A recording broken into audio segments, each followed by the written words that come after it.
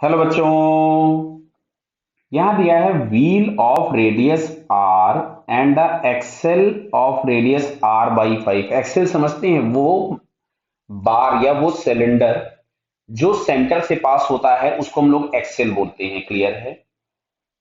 A force F is applied tangentially to the wheel to keep the system in state of rotational rest.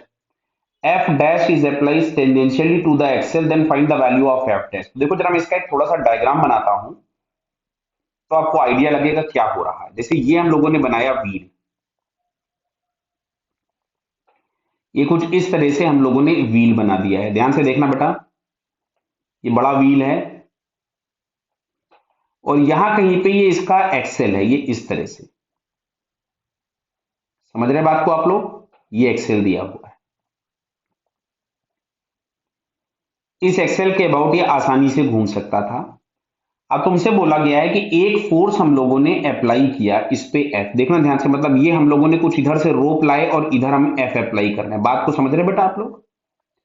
तो rotational equilibrium में रखना है, मतलब जो आपको इस पे टॉर्क लगाना होगा वो अपोजिट लगाना होगा। देखो ये मैं डॉट डॉट डॉट डॉट करके बना रहा हूं, आप इमेजिन कर पाए शायद कि ये जो फोर्स लग रहा था वो अपोजिट डायरेक्शन में इसको टॉर्क प्रोड्यूस कराएगा।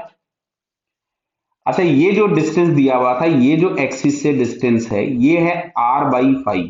कितनी है? R by 5। और इसका जो रेडियस दिया हुआ था वो दिया था आर।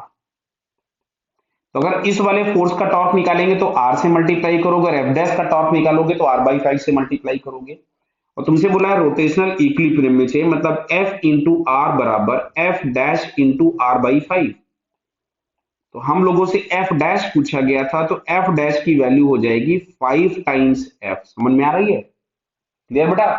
तो 5 टाइम्स एफ हम लोगों को यहाँ पे थर्ड वाले ऑप्शन में दिया है, so it's third answer is correct. Clear बेटा? ये समझ में है ना डायग्राम?